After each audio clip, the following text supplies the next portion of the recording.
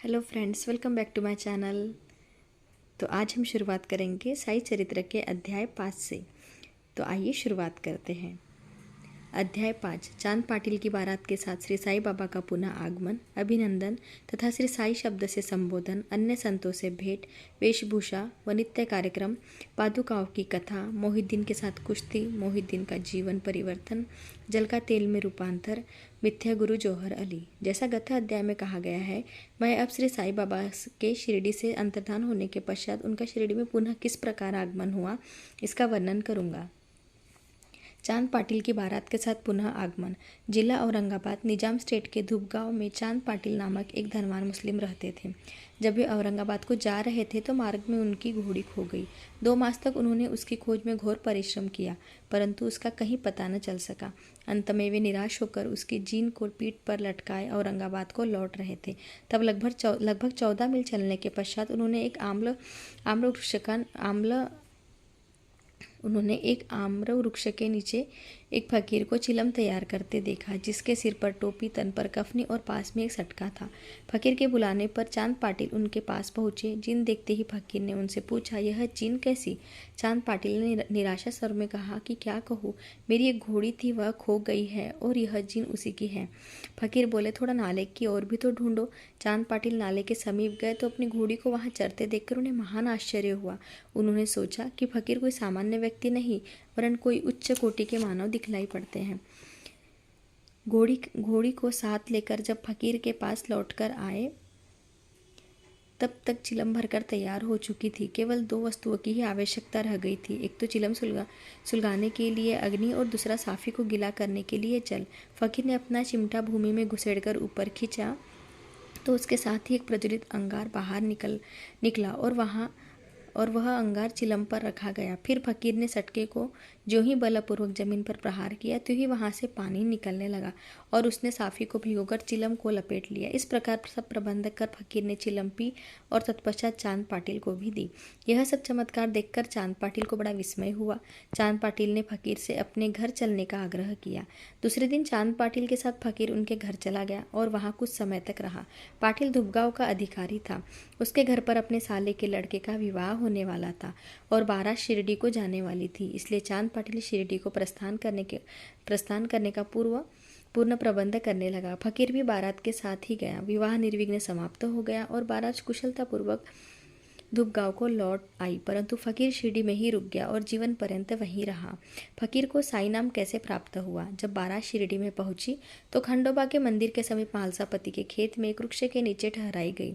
खंडोबा के मंदिर के सामने ही सब बैलगाड़ियां खोल दी गई और बारात के सब लोग एक एक करके नीचे उतरने लगे। तरुण फकीर को उतरते देख मालसापति ने आओ साई कहकर उनका अभिनंदन किया तथा अन्य उपस्थित लोगों ने भी साई शब्द से ही संबोधन कर उनका आदर किया। इसके पश्चात वे साई नाम से ही प्रसिद्ध हो गए।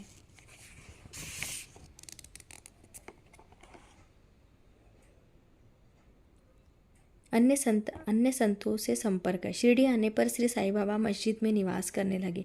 बाबा की शिरडी में आने के पूर्व देवीदास नाम के एक संत अनेक वर्षों से वहां रहते थे। बाबा को वे बहुत प्रिय थे। वे उनके साथ कभी हनुमान मंदिर में और कभी चावड़ी में रहते थे। कुछ समय के पश्चात जानकी दास नाम के एक संत का भी शिरडी में आगमन हुआ। अब बाबा जानकी दास से वार्तालाप करने में अपना बहुत सा समय व्यतीत करने लगे। जानकी दास भी कभी कभी बाबा के स्थान पर चले आया करते थे और पुनः तांबई के गंगागिर नामक एक पारिवारिक वैश्य संत भी बहुधा बाबा के पास आया जाया करते थे। जब प्रथम बार उन्होंने श्री साई बाबा को बगीचा सींचने के लिए पानी ढोते देखा तो उन्हें बड़ा अचंभा हुआ। वे स्पष्ट शब्दों में कहने लगे कि शिरडी परम भाग्यशालिनी है, जहाँ एक अमूल्य हीरा है। जिन्हें तुम इस प्रकार परिश्रम करते हुए देख रहे हो, वे कोई सामान्य पुरुष नहीं है, अपितु यह भूमि बहुत भाग्यशालिनी तथा महान पुण्य भूमि है। इसी कारण इसे यह रत्न प्राप्त हुआ है। इसी प्रकार श्री अक्कलकोट महाराज के एक प्रसिद्ध शिष्य संत आनंद नाथ एवलामठ को जो कुछ शिरडी निवासियों के साथ शिरडी पधारे, उन्होंने भी स्पष्ट कहा कि यद्यपि बाह्य दृष्टि से ये साधारण व्यक्ति जैसे प्रतीत होते, परंतु ये सचमुच असाधारण व्यक्ति है। इसका तुम लोगों को भविष्य में अनुभव होगा। ऐसा कहकर वे येवला को लौट गए। यह उस समय की बात है जब शिरडी बहुत ही साधारण सा गांव था और साईं बाबा छोटी उम्र के थे। बाबा का रहन सहन व नित्य कार्यक्रम। तरुण अवस्था में श्री बाबा ने अपने केश कभी नहीं कटाए और वे सदैव एक पहलवान की तरह रहते थे। जब वे राहता जाते तो शिरडी से 3 मील दूर है, तो वहाँ से गेंदा, जाई और जूही के पौधे मोल ले आया करते थे। वे उन्हें स्वच्छ करके उत्तम भूमि देखकर लगा देते और स्वयं सींचते थे।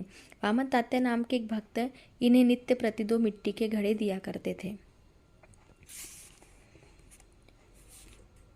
इन घड़ों द्वारा बाबा स्वयं ही पौधों में पानी डाला करते थे। जैसे ही वे घड़े वहां रखते तो वैसे ही वे फूट जाया करते थे, क्योंकि वे बिना तपाए और कच्ची मिट्टी के बने रहते थे। दूसरे दिन तात्या उन्हें फिर 2 नए घड़े दिया करते थे।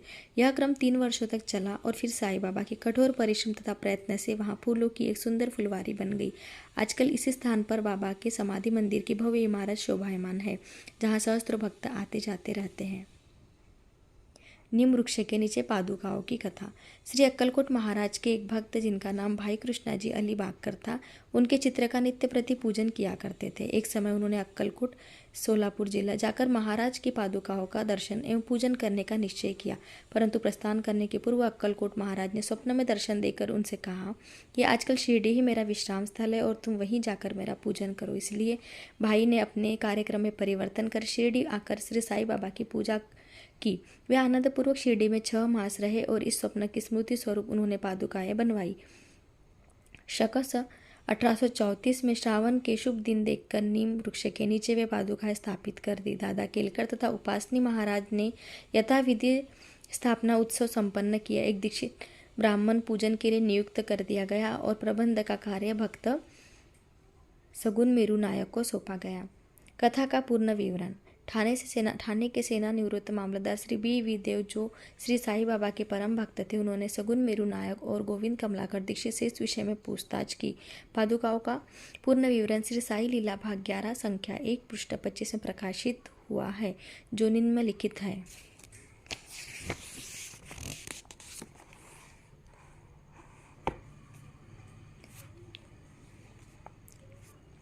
सन 1912 में बम्बई के एक भक्त का डॉक्टर रामराव कोठारे बाबा के दर्शनार्थ शिरडी आए। उनका कंपाउंडर और उनके एक मित्र भाई कृष्णजी अलीबागकर भी उनके साथ में थे। कंपाउंडर और भाई की सगुन मेरू नायक तथा जी के दीक्षित से घनिष्ठ दोस्ती हो गई। अन्य विषयों पर चर्चा करते समय इन लोगों को विचार आया कि श्री साईं बाबा के शिरडी में प्रथम आगमन तथा पवित्र नीम वृक्ष के नीचे निवास करने की ऐतिहासिक स्मृति के उपलक्ष्य में क्यों न पादुकाएं स्थापित की जाए। और जब पादुकाओं के निर्माण पर विचार विमर्श होने लगा, तब भाई के मित्र कंपाउंडर ने कहा कि यदि यह बात मेरे स्वामी कोठारे को विदित हो जाए तो वे इस कार्य के निमित्त अति सुंदर पादुकाएं बनवा देंगे।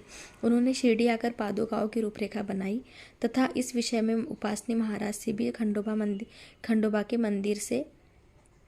खंडोबा के मंदिर में भेंट की। उपासनी महाराज ने उसमें बहुत सुधार की और कमल फुलादि खींच दिए तथा नीचे लिखा श्लोक भी रचा, जो नीम वृक्ष के महात्म व बाबा की योग शक्ति का द्योतक था। इस प्रकार है।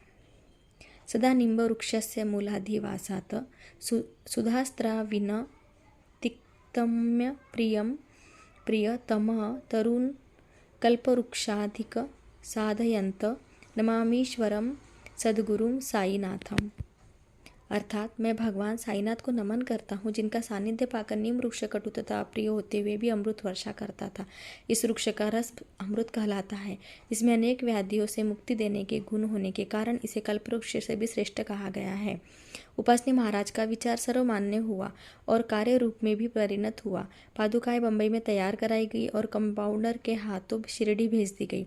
बाबा की आज्ञा अनुसार इसकी स्थापना श्रावण की पूर्णिमा के दिन की गई। इस दिन प्रातःकाल 11 बजे जी के दीक्षित उन्हें अपने मस्तक पर धारण कर खंडोबा के मंदिर से समारोह में और धूमधाम के साथ द्वारका माई में लाए। बाबा ने पादुकाएं स्पर्श कर कहा कि ये भगवान के श्री चरण है, इनकी नीम वृक्ष के नीचे स्थापना कर दो। इसके एक दिन पूर्व ही बम्बई के एक पारसी भक्त पास्ता शेठ ने 25 रुपये का मनी ऑर्डर भेजा। बाबा ने ये रुपये पादुकाओं की स्थापना के निमित्त दे दिए। स्थापना में कुल 100 रुपये व्यय हुए, जिन्हें 75 रुपये चंदे द्वारा एकत्रित हुए। प्रथम 5 वर्षों तक डॉक्टर कोठारे दीपक के निमित्त 2 रुपये मासिक भेजते रहे। उन्होंने पादुकाओं के चारों ओर लगाने के लिए लोहे की छड़ें भी भेजी। स्टेशन से छड़ें ढोने और छप्पर बनाने का खर्च 7 रुपये 8 आने सगुन मेरू नायक ने दिए। आजकल जाखड़ी नाना पुजारी पूजन करते हैं और सगुन मेरू नायक नैवेद्य अर्पण करते तथा संध्या को दीपक जलाते हैं। भाई कृष्णा जी पहले अक्कलकोट महाराज के शिष्य थे। अक्कलकोट जाते हुए वे सन 1834 में पादुकाएं स्थापन के शुभ अवसर पर शिरडी आए और दर्शन करने के पश्चात जब उन्होंने बाबा से अक्कलकोट प्रस्थान करने की आज्ञा मांगी तब बाबा कहने लगे, अरे अक्कलकोट में क्या है, तुम वहाँ व्यर्थ क्यों जाते हो? वहाँ के महाराज तो यहीं मैं स्वयं हैं। यह सुनकर भाई ने अक्कलकोट जाने का विचार त्याग दिया। पादुका स्थापित होने के पश्चात वे बहुधा शिरडी आया जाया करते थे। श्री बी.वी. देव ने अंत में ऐसा लिखा है कि सब बातों का विवरण हेमाडपंत को विदित नहीं था, अन्यथा वे श्री साई सच्चरित्र में लिखना कभी नहीं भूलते। मोहिउद्दीन तंबोली के साथ कुश्ती और जीवन परिवर्तन। शिरडी में एक पहलवान था जिनका नाम मोहिउद्दीन तंबोली था। बाबा का उससे किसी विषय पर मतभेद हो गया। फलस्वरूप दोनों में कुश्ती हो गई और बाबा हार गए। इसके पश्चात बाबा ने अपनी पोशाक और रहन सहन में परिवर्तन कर दिया। वे कपड़े पहनते, लंगोट बांधते और एक कपड़े से सिर ढकते। वे आसन तथा शयन के लिए एक टाट का टुकड़ा काम में लाते थे।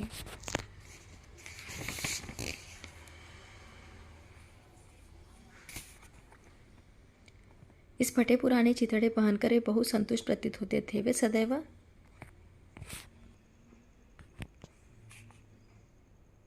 सदैव यही कहा करते थे कि गरीब अव्वल बादशाही, अमीरी से लाख सवाई, गरीबों का अल्लाह भाई।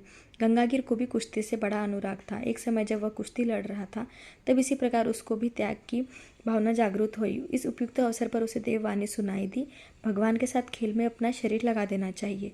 इस कारण वह संसार छोड़ आत्मानुभूति की ओर झुक गया। पुनः तांबे के समीप एक मठ स्थापित कर वह अपने शिष्यों सहित वहां रहने लगा। श्री साईं बाबा लोगों से न मिलते और न ही वार्तालाप करते थे। जब कोई उन्हें कुछ प्रश्न करता तो वे केवल उतना ही उत्तर देते थे।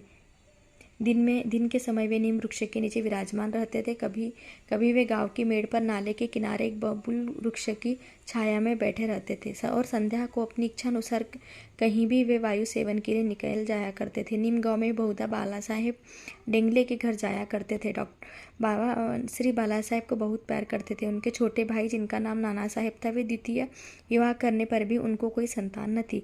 बाला साहेब ने नाना साहेब को श्री साईं बाबा के दर्शनार्थ शिरडी भेजा। कुछ समय पश्चात उनकी श्री कृपा से नाना साहेब के यहाँ एक पुत्र रत्न की प्राप्ति हुई। इसी समय से बाबा के दर्शनार्थ लोगों की संख्या में आना प्रारंभ हो गया तथा उनकी कीर्ति भी दूर दूर तक फैलने लगी। अहमदनगर में भी उनकी अधिक प्रसिद्धि हो गई। तभी से नाना साहेब चांदोलकर, केशव चिदम्बर तथा अन्य कई भक्तों का शिरडी में आगमन होने लगा। बाबा दिन भर अपने भक्तों से घिरे रहते और रात्रि में जीर्ण शीर्ण मस्जिद में शयन करते थे। इस समय बाबा के पास कुल सामग्री चिलम, तंबाकू, एक टमरेल, एक लंबी कफनी, सिर के चारों ओर लपेटने का कपड़ा और एक सटका था जिसे वे सदा अपने पास रखते थे। सिर पर सफ़ेद कपड़े का एक टुकड़ा वे सदा इस प्रकार बांधते थे, उसका एक छोर बाएं कान पर से पीठ पर गिरता हुआ ऐसा प्रतीत होता था मानो बालों का जुड़ा हो।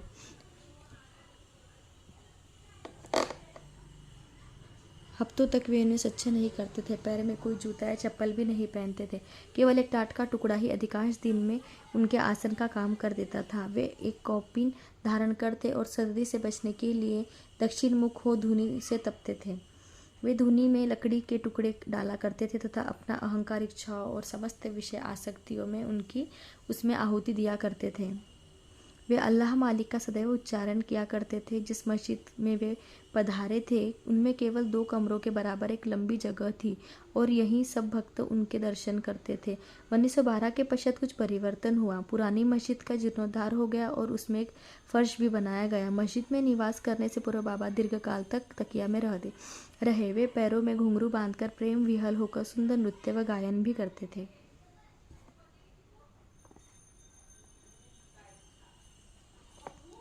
जल का तेल में परिवर्तन। बाबा को प्रकाश से बहुत बड़ा अनुराग था। वे संध्या समय दुकानदारों से भिक्षा में तेल मांग लेते थे तथा दीपमालाओं से मस्जिद को सजाकर रात्रि भर दीपक जलाया करते थे। यह क्रम कुछ दिनों तक ठीक इसी प्रकार चलता रहा। अब बनिए तंग आ गए और उन्होंने संगठित होकर निश्चय किया कि आज इन्हें कोई तेल की भिक्षा न दे। नित्य नियमानुसार जब बाबा तेल मांगने पहुंचे तो प्रत्येक स्थान पर उनका नकारात्मक उत्तर से स्वागत हुआ। किसी से कुछ कहे बिना बाबा मस्जिद को लौट आए और सूखी बत्तियां दियों में डाल दी। बनिए तो बड़े उत्सुक होकर अपनी दृष्टि जमाए हुए थे। बाबा ने डमरेल उठाया जिसमें बिल्कुल थोड़ा सा ही तेल था। उन्होंने उसमें पानी मिलाया और वह तेल मिश्रित जल में पी गए। उन्होंने उसे पुनः टीन पाट में उगल दिया और वही तेलिया पानी दियों में डालकर उन्हें जला दिया। उत्सुक बनियों ने जब दीपकों को पूर्ववत रात्र भर जलते देखा तब उन्हें अपने किए पर बड़ा दुख हुआ और उन्होंने बाबा से क्षमा याचना की। बाबा ने उन्हें क्षमा कर भविष्य में सत्य व्यवहार रखने के लिए सावधान किया।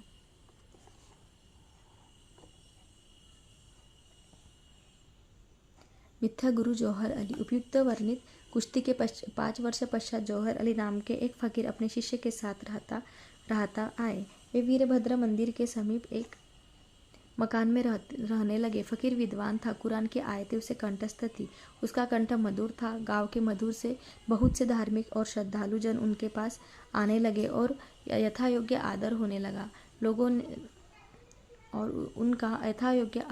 लगा। लोगों से आर्थिक सहायता प्राप्त कर उसने वीरभद्र मंदिर के पास एक ईदगाह बनाने का निश्चय किया। इस विषय को लेकर कुछ झगड़ा सा हो गया। इसके फलस्वरूप जौहर अली राहता छोड़ शिरडी आया और बाबा के साथ मस्जिद में निवास करने लगा। उसने अपनी मधुर वाणी से लोगों का मन जीत लिया। वह बाबा को भी अपना शिष्य बताने लगा। बाबा ने भी कोई आपत्ति नहीं की और उसका शिष्य होना स्वीकार कर लिया। तब गुरु और शिष्य दोनों पुनः राहता में आकर रहने लगे।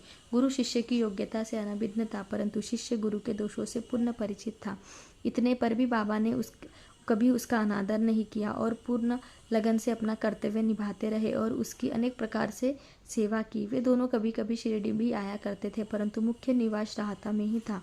श्री बाबा के प्रेमी भक्तों को उनका दूर राहता में रहना अच्छा नहीं लगता था, इसलिए वे सब मिलकर बाबा को शिरडी वापस लाने के लिए गए। इन लोगों की ईदगाह के समीप बाबा से भेंट हुई और उन्हें अपना आगमन का हेतु बतलाया। बाबा ने उन लोगों को समझाया कि फकीर के आने से पूर्व ही आप लोग शिरडी लौट जाए। इस प्रकार वार्तालाप हो ही रहा था कि इतने में फकीर आ पहुँचे। इस प्रकार अपने शिष्य को वहां से ले जाने का कुप्रयत्न करते देख वे बहुत क्रोधित हुए। कुछ वाद विवाद के पश्चात स्थिति में परिवर्तन हो गया और यह निर्णय हुआ कि फकीर व शिष्य दोनों ही शिरडी में निवास करें और इसलिए वे शिरडी में आकर रहने लगे। कुछ दिनों के बाद देवीदास ने गुरु की परीक्षा की और उसमें कुछ कमी पाई। चांद पाटिल की बारात के साथ जब बाबा शिरडी आए थे उसे 12 वर्ष के पूर्व देवीदास लगभग 10 या 11 वर्ष की उम्र में शिरडी आए थे और हनुमान मंदिर में रहते थे। देवीदास सुंदर आकृति तथा तीक्ष्ण बुद्धि के थे। वे त्याग की साक्षात मूर्ति तथा अगाध ज्ञानी थे। बहुत से सज्जन जैसे तात्या कोते, काशीनाथ व अन्य लोग उन्हें अपने गुरु समान मानते थे। लोग जौहर अली को उनके सम्मुख लाए। विवाद में जौहर अली बुरी तरह पराजित हुआ और शिरडी छोड़ वैजापुर को भाग गया। वह अनेक वर्षों के पश्चात शिरडी आया और श्री साईं बाबा की चरण वंदना की। उसका यह भ्रम कि वह स्वयं गुरु था और श्री साईं बाबा उनके शिष्य अब दूर हो चुका था। श्री साईं बाबा उसे गुरु समान ही आदर करते थे और उसका स्मरण कर उसे बहुत पश्चाताप होता था। इस प्रकार से साईं बाबा ने अपने प्रत्यक्ष आचरण के कर्तव्यों का पालन कर किस तरह आत्मानुभूति की ओर अग्रसर होना चाहिए ऊपर वर्णित कथा म्हालसापति की कथा अनुसार है। अगले अध्याय में रामनवमी का त्यौहार, मस्जिद की पूर्व हालत एवं पश्चात उसके जीर्णोद्धार इत्यादि का वर्णन होगा। श्री सद्गुरु साईनाथार्पणमस्तु। शुभम भवतु। अध्याय 5 संपूर्ण।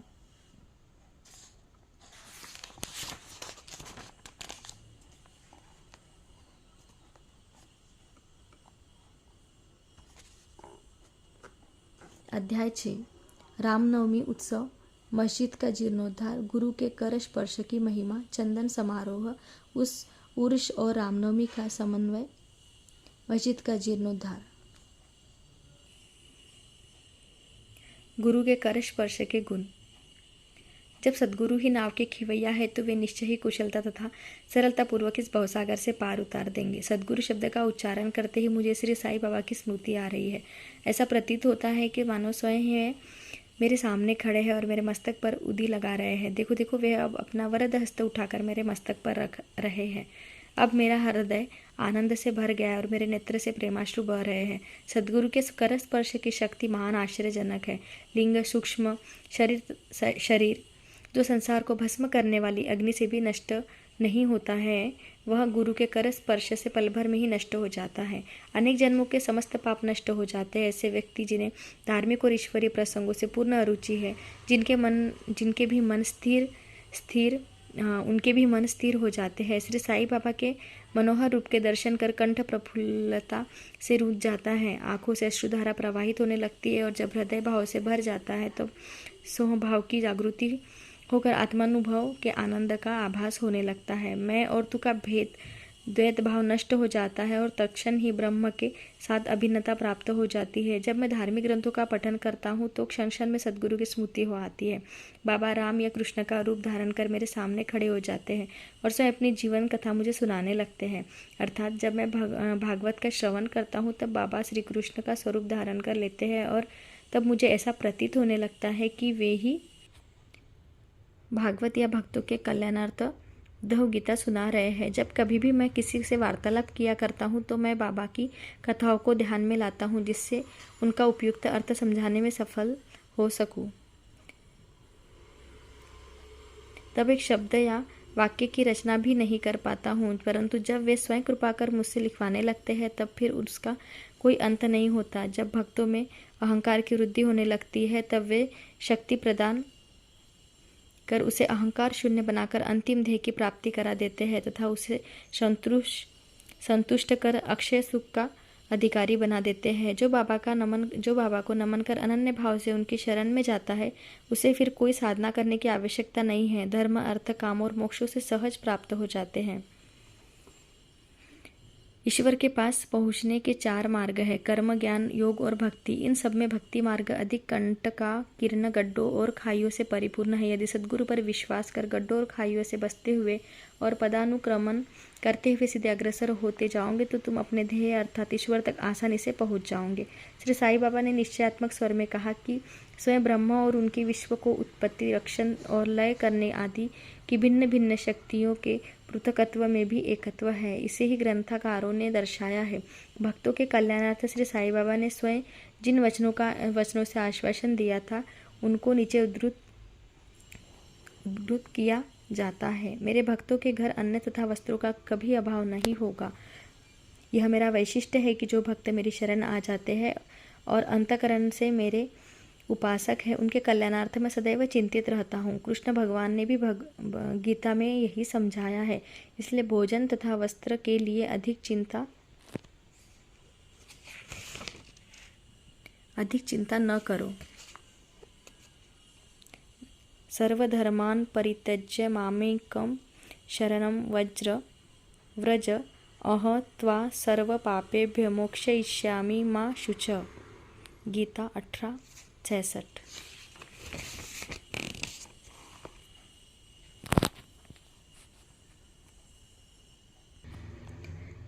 यदि कुछ मांगने की अभिलाषा है तो ईश्वर से यही मांगो, ईश्वर को ही मांगो। यदि कुछ मांगने की अभिलाषा है तो ईश्वर को ही मांगो।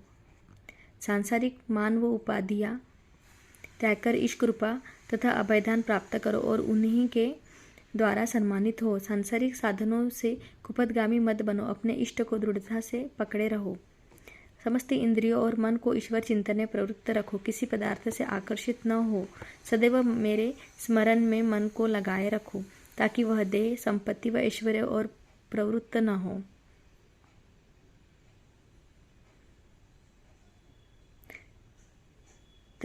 तब चित्त स्थिर, शांत व निर्भय हो जाएगा। इस प्रकार की मन स्थिति प्राप्त होना इस बात का प्रतीत है कि वह सुसंगति में है। यदि चित्त की चंचलता नष्ट न हुई तो उसे एकाग्र नहीं किया जा सकता। बाबा के उपयुक्त शब्दों को उद्धृत कर ग्रंथकार शिरडी के रामनवमी उत्सव का वर्णन करते हैं। शिरडी में मनाए जाने वाले उत्सव में रामनवमी अधिक धूमधाम से मनाई जाती है। अतएव इस उत्सव का पूर्ण विवरण जैसे कि साई लीला पत्रिका 1925 के पृष्ठ 197 पर प्रकाशित हुआ था, यहाँ संक्षिप्त में दिया जाता है। प्रारंभ। कोपरगांव में श्री गोपालराव गुंड नाम के एक इंस्पेक्टर थे। वे बाबा के परम भक्त थे। उनकी 3 स्त्रियां थीं, परंतु एक के भी संतान न थी। श्री साईं बाबा की कृपा से उन्हें एक पुत्र रत्न की प्राप्ति हुई। इस हर्ष के उपलक्ष्य में सन 1897 में उन्हें विचार आया कि शिरडी में मेला अथवा उर्स भरवाना चाहिए। उन्होंने यह विचार शिरडी के अन्य भक्त तात्या पाटिल, दादा कोते पाटिल और माधवराव के समक्ष विचारणार्थ प्रकट किया। उन सभी को यह विचार अति रुचिकर प्रतीत हुआ तथा उन्हें बाबा की भी स्वीकृति और आश्वासन प्राप्त हो गया। उर्स भरवाने के लिए सरकारी आज्ञा आवश्यक थी, इसलिए एक प्रार्थना पत्र कलेक्टर के पास भेजा गया, परंतु ग्राम कुलकर्णी पटवारी के आपत्ति उठाने के कारण स्वीकृति प्राप्त न हो सकी। परंतु बाबा का आश्वासन तो प्राप्त हो चुका था, अतः पुनः प्रयत्न करने पर स्वीकृति प्राप्त हो गई। बाबा की अनुमति से रामनवमी के दिन उर्स भरवाना निश्चित हुआ। ऐसा प्रतीत होता है कि कुछ निष्कर्ष ध्यान में रखकर ही उन्होंने ऐसी आज्ञा दी, अर्थात उर्स व रामनवमी के उत्सव का एकीकरण तथा हिंदू मुसलमान एकता, जो भविष्य की घटनाओं से ही स्पष्ट है कि यह ध्येय पूर्ण सफल हुआ। प्रथम बाधा तो किसी प्रकार हल हुई। अब द्वितीय कठिनाई जल के अभाव की उपस्थित हुई। शिरडी तो एक छोटा सा ग्राम था और पूर्व काल से ही वहाँ जल का अभाव बना रहता था। गांव में केवल 2 कुएं थे, जिनमें से एक तो प्राय सूख जाया करता था और दूसरे का पानी खारा था। बाबा ने उसमें फूल डालकर उसके खारे जल को मीठा बना दिया, लेकिन एक कुएं का जल कितने लोगों को पर्याप्त हो सकता था। इसलिए तात्या पाटिल ने बाहर से जल मंगवाने का प्रबंध किया। लकड़ी व बांसों की कच्ची दुकानें बनवाई गई तथा कुश्तियों का भी आयोजन किया गया। गोपालराव गुंड के एक मित्र दामू अन्ना कासार अहमदनगर में रहते थे।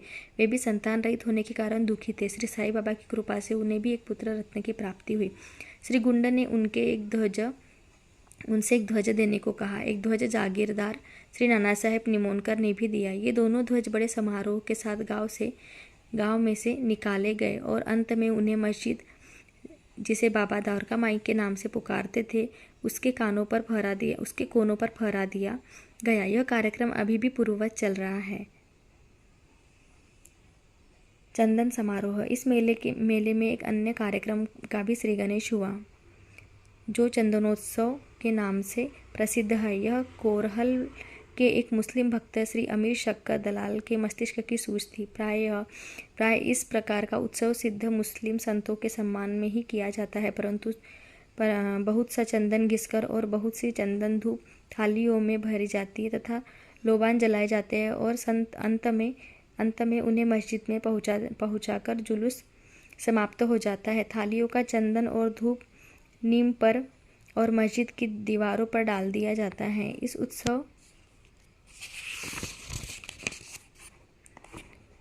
इस उत्सव का प्रबंध प्रथम 3 वर्षों तक श्री अमीर शक्कर ने किया और उसके पश्चात उनकी धर्मपत्नी ने किया। इस प्रकार हिंदुओं द्वारा ध्वज और मुसलमानों के द्वारा चंदन का जुलूस एक साथ चलने लगा और अभी तक उसी तरह चल रहा है। प्रबंध। रामनवमी का दिन श्री साईं बाबा के भक्तों को अत्यंत ही प्रिय और पवित्र है। कार्य करने के लिए बहुत से स्वयंसेवक तैयार हो जाते थे और वे मेले के प्रबंध में सक्रिय भाग लेते थे। बाहर के समस्त कार्यों का भार तात्या पाटिल और भीतर के कार्यों को श्री साईं बाबा की एक परम भक्त महिला राधाकृष्ण माई संभालती थी। इस अवसर पर उनका निवास स्थान अतिथियों से परिपूर्ण रहता और उन्हें सब लोगों की आवश्यकताओं का भी ध्यान रखना पड़ता था। साथ ही वे मेले की समस्त आवश्यकताओं वस्तुओं का भी ध्यान रखती थी। दूसरा कार्य जो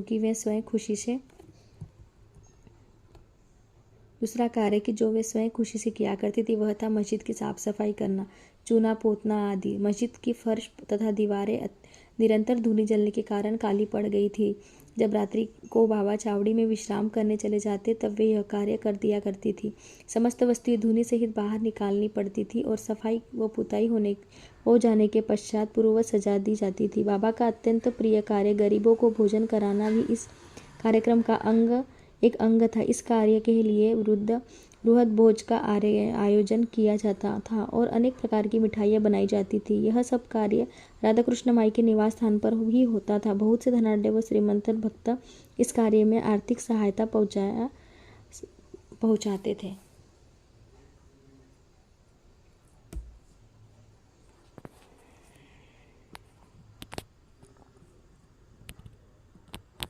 उर्स का रामनवमी के त्यौहार में समन्वय। सब कार्यक्रम इसी तरह उत्तम प्रकार से चलता रहा और मेले का महत्व क्षणों बढ़ता ही गया। सन 1911 में एक परिवर्तन हुआ। एक भक्त कृष्णराव जोगेश्वर भीष्मश्री साई सगुणोपासना के लेखक अमरावती के दादा साहेब खापर्डे के साथ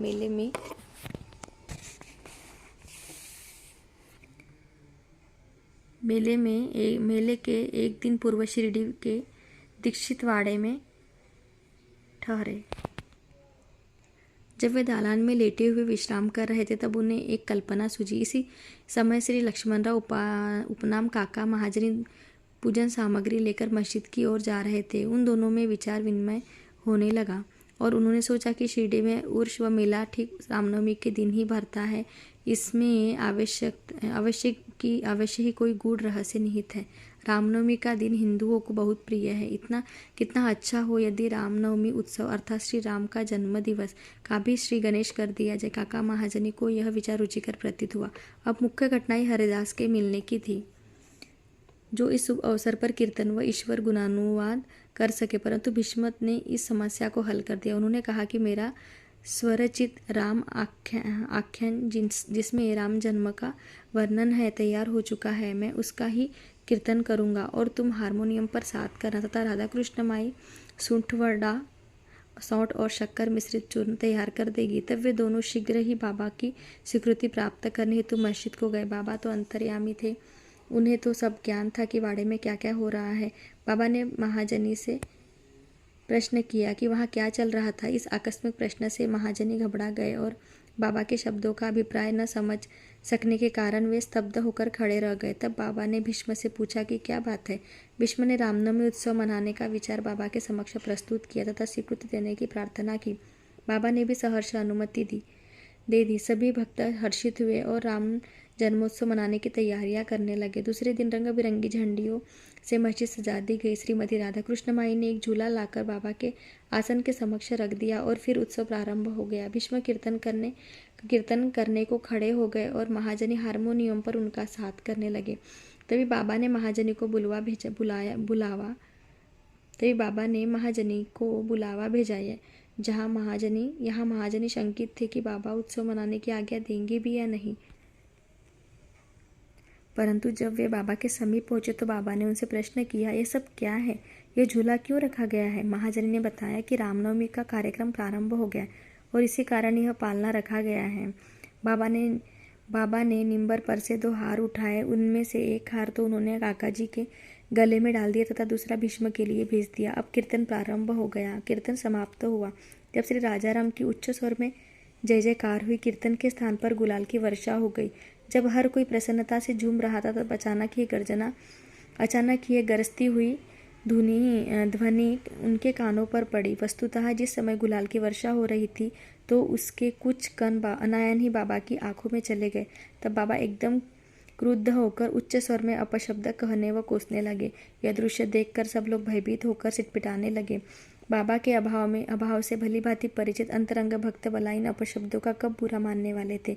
बाबा के इन शब्दों तथा वाक्यों में उन्होंने आशीर्वाद समझा। उन्होंने सोचा कि आज राम का जन्मदिन है, अतः रावण का नाश, अहंकार एवं दुष्ट प्रवृत्ति रूपी राक्षसों के संहार के लिए बाबा को क्रोध उत्पन्न होना सर्वथा उचित ही है।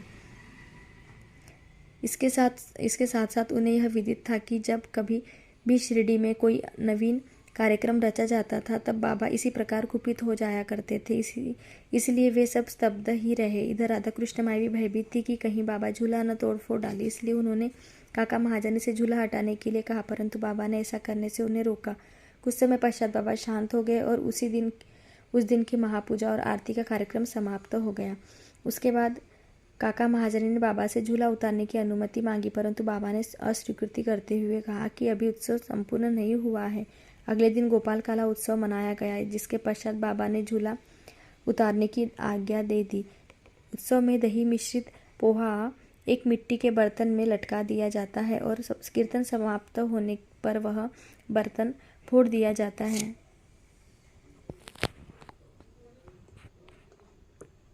और प्रसाद के रूप में वह पोहा सबको वितरित कर दिया जाता है, जिस प्रकार श्री कृष्ण ने ग्वालों के साथ किया था। रामनवमी उत्सव इसी तरह दिन भर चलता रहा। दिन के समय 2 ध्वजों का जुलूस और रात्रि के समय चंदन का जुलूस बड़ी धूमधाम और समारोह के साथ निकाला गया। रामनवमी उत्सव इसी तरह दिन भर चलता रहा है। दिन के समय 2 ध्वजों का जुलूस और रात्रि के समय चंदन का जुलूस बड़ी धूमधाम और समारोह के साथ निकाला गया। इस समय के पश्चात ही उर्स रामनवमी में परिवर्तन हो गया। अगले वर्ष सन 1912 से रामनवमी के कार्यक्रमों की सूची में वृद्धि होने लगी। श्रीमती राधाकृष्ण माई ने चैत्र की प्रतिपदा से नाम सप्ताह प्रारंभ कर दिया। लगातार दिन रात 7 दिन तक भगवान नाम लेना नाम सप्ताह कहलाता है। सब भक्त इसमें बारी बारी से भाग लेते थे। वे भी प्रातःकाल सम्मिलित हो जाया करती थी। देश के सभी भागों में रामनवमी का उत्सव मनाया जाता है, इसलिए अगले वर्ष हरिदास में मिलने की कठिनाई पुनः उपस्थित हुई, परंतु उत्सव के पूर्व ही यह समस्या हल हो गई। 5-6 दिन पूर्व ही श्री महाजनी की बाला बुआ से अकस्मात भेंट हो गई। बुआ साहेब आधुनिक तुकाराम के नाम से प्रसिद्ध थे और इस वर्ष कीर्तन का कार्य उन्हें सौंपा गया। अगले वर्ष सन 1913 में श्री हरिदास सातारा जिले के बाला बुआ सातारकर बृहत सिद्ध कवटे ग्राम में प्लेग का प्रकोप होने के कारण अपने गांव में हरिदास का कार्य नहीं कर सकते थे। इस वर्ष वे शिरडी में आए। काका साहेब दीक्षित ने उनके कीर्तन के लिए बाबा से अनुमति प्राप्त की। बाबा ने भी उन्हें यथेष्ट पुरस्कार दिया। सन 1914 से हरिदास की कठिनाई बाबा ने सदैव के लिए हल कर दी। उन्होंने यह कार्य स्थायी रूप से दासगणु महाराज को सौंप दिया। तब से वे इस कार्य को उत्तम रीति से सफलता और विद्वत्ता पूर्ण लगन से निभाते रहे। सन 1912 से उत्सव के अवसर पर लोगों की संख्या में उत्तरोत्तर वृद्धि होने लगी। चैत्र शुक्ल अष्टमी से द्वादशी तक शिरडी में लोगों की संख्या इतनी अधिक वृद्धि हो जाया करती थी कि मानो मधुमक्खी का छत्ता ही लगा हो। दुकानों की संख्या में वृद्धि हो गई। प्रसिद्ध पहलवानों की कुश्तियां होने लगी। गरीबों को बृहद स्तर पर भोजन कराया जाने लगा। राधाकृष्ण माई के घोर परिश्रम के फलस्वरूप शिरडी को संस्थान का रूप मिला। संपत्ति भी दिन प्रतिदिन बढ़ने लगी। एक सुंदर घोड़ा, पालकी, रथ और चांदी की अन्य वस्तुएं, बर्तन, पात्र, शीशे इत्यादि भक्तों ने उपहार में भेंट किए। उत्सव के अवसर पर हाथी भी बुलाया जाता था। यद्यपि संपत्ति बहुत बड़ी, परंतु बाबा उन सब में सबसे सदा निरपेक्ष ही रहते थे। वे सदैव उसे उपेक्षा की दृष्टि से देखते और सदैव की भांति ही साधारण वेशभूषा धारण करते थे। यह ध्यान देने योग्य है कि जुलूस तथा उत्सव में हिंदू और मुसलमान दोनों ही साथ साथ कार्य करते थे, परंतु आज तक न उनमें कोई विवाद हुआ और न कोई मतभेद। पहल तो लोगों की संख्या 5 से 7 हजार के लगभग होती थी, परंतु किसी वर्ष तो यह संख्या 75,000 तक पहुंच जाती थी। फिर भी न कोई कभी बीमारी फैली और न कभी कोई दंगा हुआ। मस्जिद का जीर्णोद्धार। जिस प्रकार उर्स या मेला लगाने का विचार प्रथमतः श्री गोपाल गुंड को आया था, उसी प्रकार मस्जिद के जीर्णोद्धार का विचार भी प्रथमतः उन्हें ही आया था। उन्होंने इस कार्य के निमित्त पत्थर एकत्रित कर उन्हें वर्गाकार करवाया, परंतु इस कार्य का श्रेय उन्हें प्राप्त नहीं होना था। वह सुयश तो नाना साहब चांदोलकर के लिए सुरक्षित था और फर्श का कार्य काका साहेब दीक्षित के लिए। प्रारंभ में बाबा ने इस कार्य के लिए स्वीकृति नहीं दी, परंतु स्थानिक भक्त मालसापति के आग्रह करने से बाबा की स्वीकृति प्राप्त हो गई और एक रात में ही मस्जिद का पूरा फर्श बन गया। अभी तक बाबा एक टाट के टुकड़े पर ही बैठते थे। अब उस टाट के टुकड़े को वहां से हटाकर उसके स्थान पर एक छोटी सी गद्दी बिछा दी गई। सन 1911 में सभा मंडप भी घोर परिश्रम के उपरांत ठीक हो गया। मस्जिद का आंगन बहुत छोटा था, असुविधाजनक था। काका साहेब दीक्षित आंगन को बढ़ाकर उसके ऊपर छप्पर बनवाना चाहते थे। यथेष्ट द्रव्य राशि व्यय कर उन्होंने लोहे के खंभे, बल्लियां व कैंचियां मोल ली और कार्य भी प्रारंभ हो गया। दिन रात परिश्रम कर भक्तों ने लोहे के खंभे जमीन में गाड़े। जब दूसरे दिन बाबा चावड़ी से लौटे, उन्होंने उन खंभों को उखाड़कर फेंक दिया और अति क्रोधित हो गए। जब वे एक हाथ से खंभा पकड़कर उसे उखाड़ने लगे और दूसरे हाथ में उन्होंने तात्या का साफा उतार लिया और उसमें आग लगाकर गड्ढे में फेंक दिया। तात्या का साफा बाबा के नेत्र जलते हुए अंगारों के सदृश लाल हो गए। किसी को भी उनकी ओर आंख उठाकर देखने का साहस नहीं बाबा के नेत्र जलते हुए अंगारे के सदृश लाल हो गए। किसी को भी उनके ओर आँख उठाकर देखने का साहस नहीं होता था। सभी बुरी तरह भयभीत होकर विचलित होने लगे कि अब क्या होगा। भागोजी शिंदे बाबा के एक कोढ़ी भक्त कुछ साहस कर आगे बढ़े, पर बाबा ने उन्हें धक्का देकर पीछे ढकेल दिया। माधवराव की भी वही गति हुई। बाबा उनके ऊपर भी ईंट के ढेले फेंकने लगे। जो भी उन्हें शांत कराने गया उसकी वही दशा हुई। कुछ समय के पश्चात क्रोध शांत होने पर बाबा ने एक दुकानदार को बुलाया और एक जरीदार साफा खरीदकर अपने हाथों से उसे तात्या के सिर पर बांधने लगे, जैसे उन्हें विशेष सम्मान दिया गया हो। यह विचित्र व्यवहार देखकर भक्तों को आश्चर्य हुआ। वे समझ नहीं पा रहे थे कि किस अज्ञात कारण से बाबा इतने क्रोधित हुए। उन्होंने तात्या को क्यों पीटा और तत्क्षण ही बाबा का क्रोध क्यों शांत हो गया। बाबा कभी कभी अति गंभीर तथा शांत मुद्रा में रहते थे और बड़े प्रेम पूर्वक वार्तालाप किया करते थे, परंतु अनायान ही बिना किसी गोचर कारण के वे क्रोधित हो जाया करते थे। ऐसी घटनाएं देखने में आ चुकी हैं, परंतु मैं इसका निर्णय नहीं कर सकता कि उनमें से कौन सी लिखूं और कौन सी छोड़ूं। अतः जिस क्रम से वे याद आती जाएगी उसी प्रकार उसका वर्णन किया जाएगा। अगले अध्याय में बाबा यवन है या हिंदू, इसका विवेचन किया जाएगा तथा योग, साधन, शक्ति और विषयों पर भी विचार किया जाएगा। श्री सद्गुरु साईनाथार्पणमस्तु। शुभम भवतु। सप्ताह पारायण प्रथम विश्राम। ओम साई राम। अध्याय 6 संपूर्ण। तो आइए अब अध्याय 7 की शुरुआत करते हैं। अध्याय 7 अद्भुत अवतार श्री साई बाबा की प्रकृति, उनकी योगिक क्रियाएं, उनकी सर्वव्यापकता, कुष्ठ रोगी की सेवा, खापरडे के पुत्र को प्लेग, पंढरपुर गमन, अद्भुत अवतार। श्री साई बाबा समस्त योगिक क्रियाओं में पारंगत थे। 6 प्रकार की क्रियाओं के तो वह पूर्ण ज्ञाता थे। 6 क्रियाएं जिनमें धोती 1-3 चौड़े व 22.5 लंबे कपड़े में भीगे हुए टुकड़े से पेट को स्वच्छ करना, खंडयोग अर्थात अपने शरीर के अवयवों को पृथक पृथक कर उन्हें पुनः पूर्ववत जोड़ना और समाधि आदि भी सम्मिलित हैं। यदि कहा जाए कि वे हिंदू थे तो आकृति से वे यवन से प्रतीत होते थे। कोई भी यह निश्चयपूर्वक नहीं कह सकता था कि वे हिंदू थे या यवन। वे हिंदुओं का रामनवमी उत्सव यथाविधि मनाते थे और साथ ही मुसलमानों का चंदनोत्सव भी। वे उत्सव में कुश्ती का प्रोत्साहन तथा विजेताओं को पर्याप्त पुरस्कार भी देते थे। गोकुल अष्टमी को वे गोपाल काला उत्सव भी बड़ी धूमधाम से मनाते थे।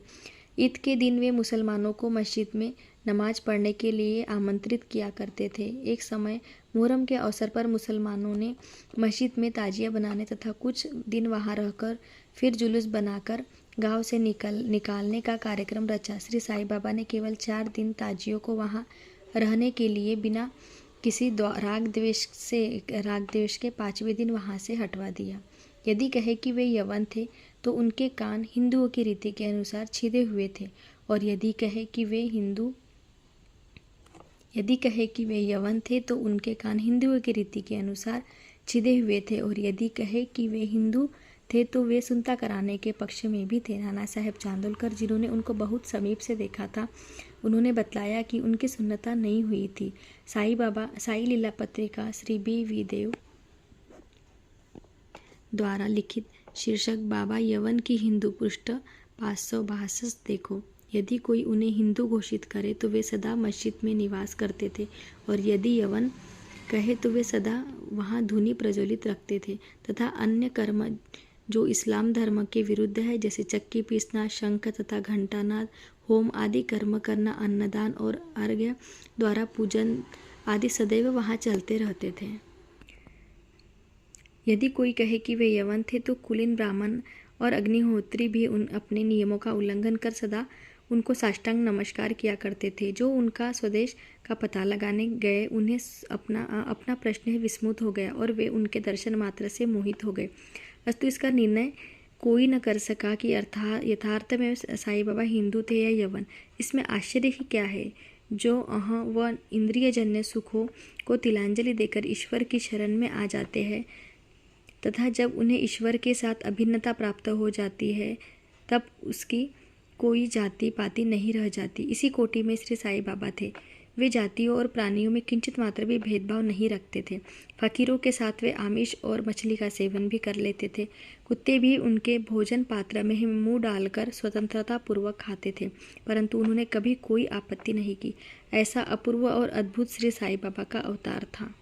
गत जन्मों के शुभ संस्कारों के परिणाम स्वरूप मुझे भी उनके श्री चरणों के समीप बैठने का और उनका सत्संग लाभ उठाने का सौभाग्य प्राप्त हुआ। मुझे जिस आनंद व सुख का अनुभव हुआ उसका वर्णन मैं किस प्रकार कर सकता हूँ।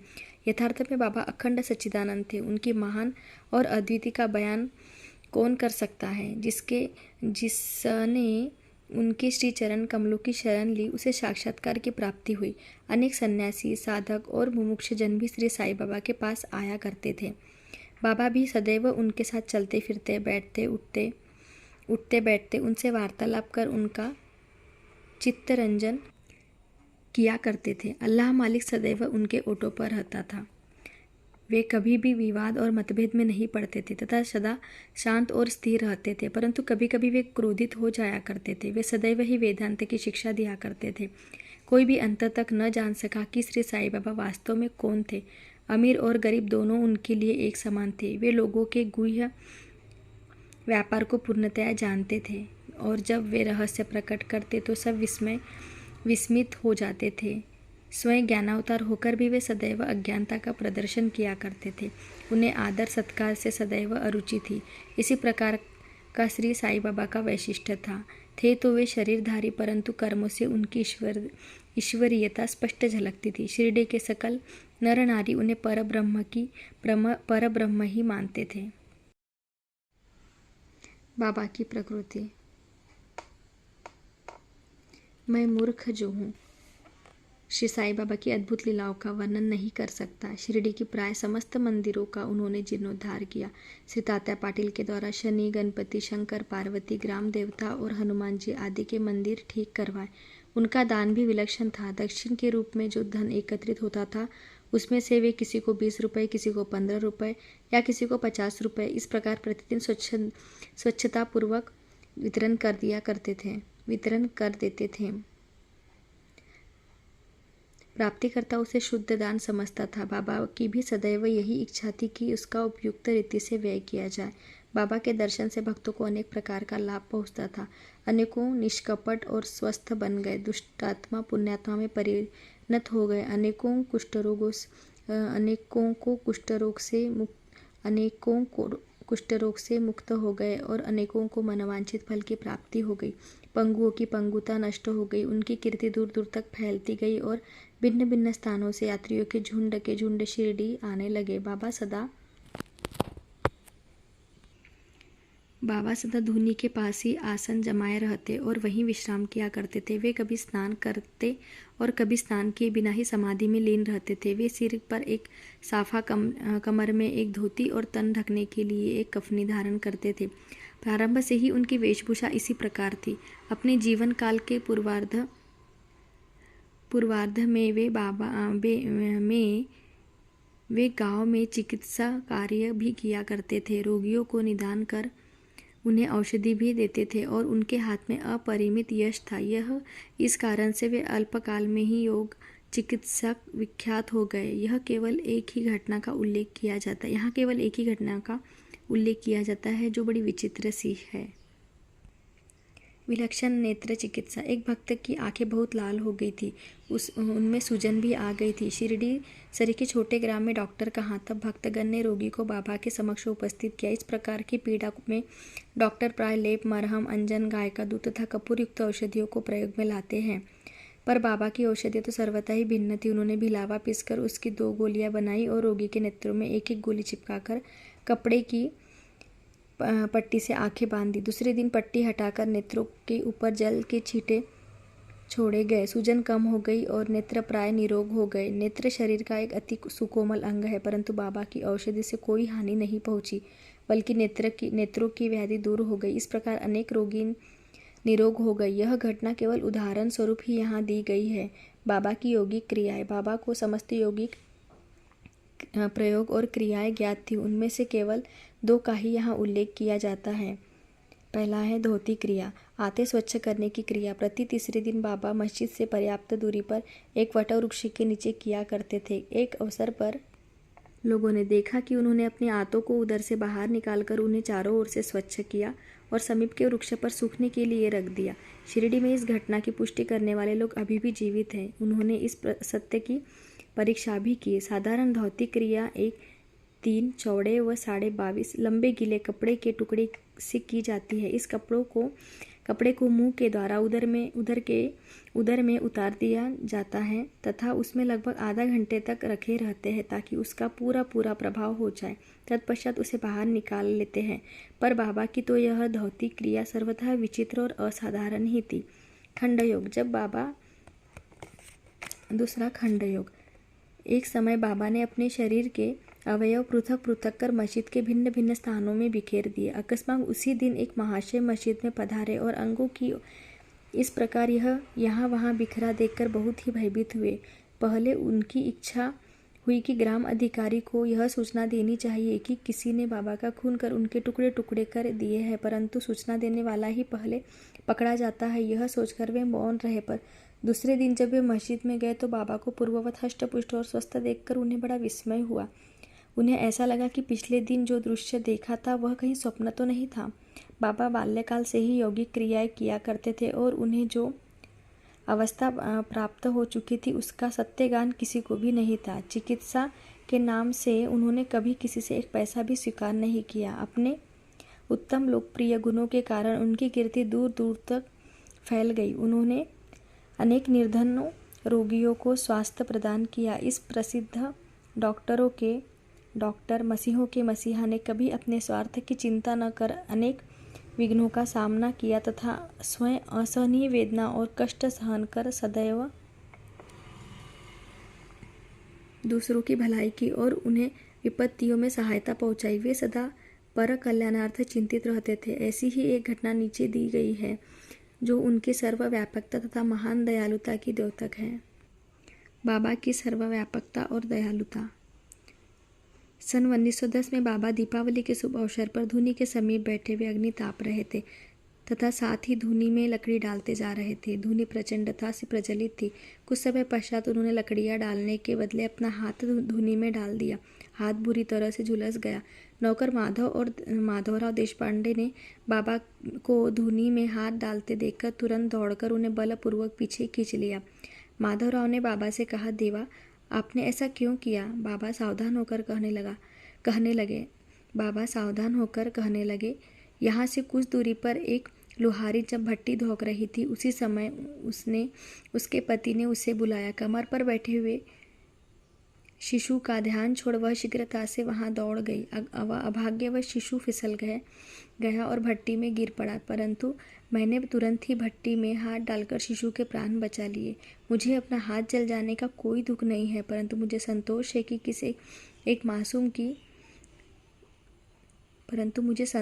कि एक मासूम शिशु के प्राण बच गए। कुष्ठ रोगी की सेवा। माधवराव देशपांडे द्वारा बाबा का हाथ जल जाने का समाचार पाकर श्री नाना साहेब चांदोलकर बम्बई के सुप्रसिद्ध डॉक्टर श्री परमानंद के साथ दवाइयाँ, लेप, लिंट, मरहम तथा पट्टियाँ आदि साथ लेकर शीघ्रता से शिरडी आए। उन्होंने बाबा से डॉक्टर परमानंद को हाथ की जांच करने के लिए जले हुए स्थान में दवा लगाने की अनुमति मांगी। यह प्रार्थना अस्वीकृत हो गई। हाथ जल जाने के पश्चात एक कुष्ठ रोग पीड़ित भक्त भागोजी शिंदे उनके हाथ पर सदैव पट्टी बांधते थे। उनका कार्य था कि प्रतिदिन जले हुए स्थान पर घी मलना और उसके ऊपर एक पत्ता रखकर पट्टियों से उसे पुनः पूर्ववत कसकर बांध देना, घाव शीघ्र भर जाए। इसके लिए नाना साहब चांदोलकर ने पट्टी छोड़ने तथा डॉक्टर परमानंद से जांच व चिकित्सा कराने का बाबा से बार बार अनुरोध किया। डॉक्टर परमानंद ने भी अनेक बार प्रार्थना की, परंतु बाबा ने यह कहते हुए टाल दिया कि केवल अल्लाह ही मेरा डॉक्टर है। उन्होंने हाथ का परीक्षण करवाना अस्वीकार कर दिया। डॉक्टर परमानंद की दवाइयाँ शिरडी के वायुमंडल में न खुल सकी और न ही उसका उपयोग हो सका। फिर भी डॉक्टर साहब का परम भाग्य था जो उन्हें बाबा के दर्शन का लाभ हुआ। भागोजी को दवा लगाने की अनुमति मिल गई। कुछ दिनों के उपरांत जब घाव भर गया तब सब भक्त सुखी हो गए, परंतु प्रतिदिन प्रातःकाल घृत से हाथ की मालिश और पुनः कसकर पट्टी बांधना श्री साईं बाबा की समाधि पर्यंत इस क्रम यथार्थ में इस चिकित्सा में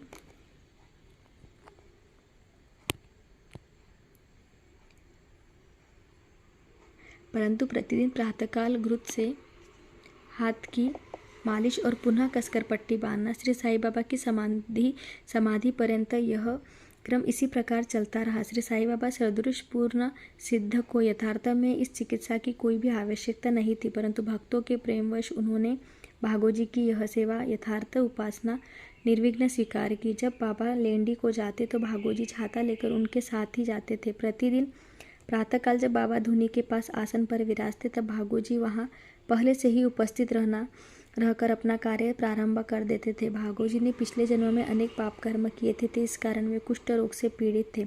उनकी उंगलियां गल चुकी थी और शरीर पीप आदि से भरा हुआ था, जिससे दुर्गंध भी आती थी। यद्यपि बाह्य दृष्टि से वे दुर्भागी प्रतीत होते थे, परंतु बाबा का प्रधान सेवक होने के नाते यथार्थ में वे ही अधिक भाग्यशाली तथा सुखी थे। उन्हें बाबा के सानिध्य का पूर्ण लाभ प्राप्त हुआ। बालक खापरडे का प्लेग। अब मैं बाबा की एक दूसरी अद्भुत लीला का वर्णन करूंगा। श्रीमती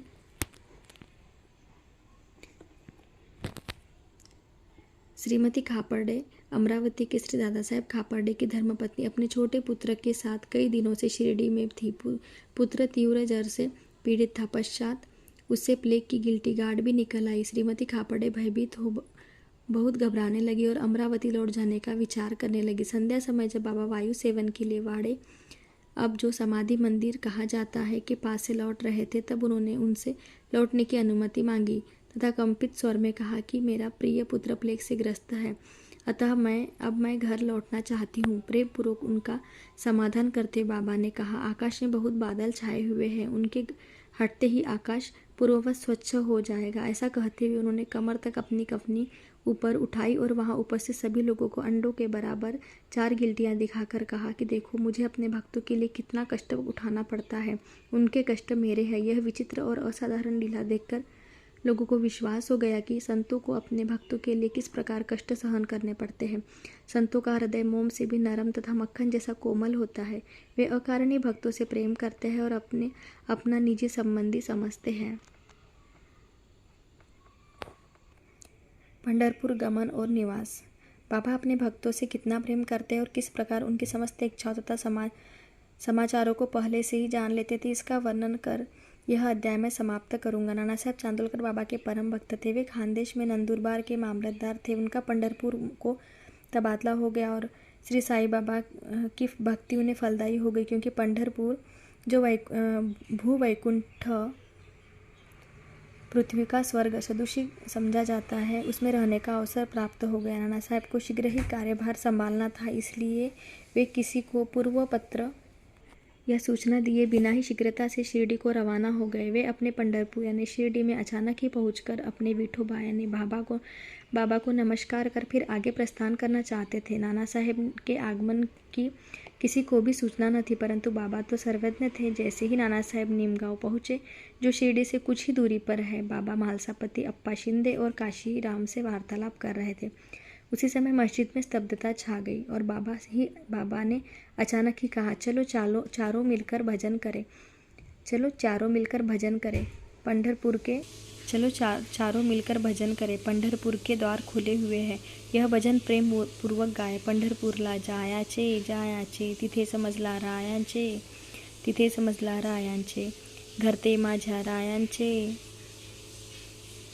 सब मिलकर गाने लगे। भावार्थ, मुझे पंढरपुर जाकर वहीं रहना है, क्योंकि वह मेरा स्वामी ईश्वर का घर है। बाबा गाते जाते और भक्तगण उसे दोहराते जाते।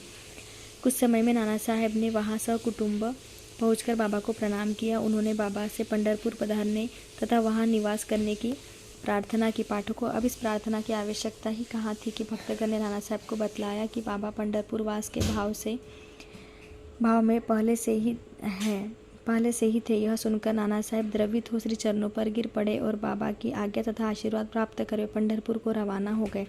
बाबा की कथाएं अनंत है। अन्य विषय जैसे मानव का जन्म, बाबा की कथाएं अनंत है। अन्य विषय जैसे मानव जन्म का महत्व, बाबा की भिक्षावृत्ति पर निर्वाह, बाईजाबाई की सेवा तथा अन्य कथाओं को अगले अध्याय के लिए शेष रखकर अब मुझे यहाँ विश्राम करना चाहिए। श्री सद्गुरु साईनाथ अर्पणमस्तु। शुभम भवतु। अध्याय 6 संपूर्ण। तो फ्रेंड्स, आज के लिए इतना ही। मिलते हैं अगले अध्याय के साथ में। तब तक के लिए राधे राधे।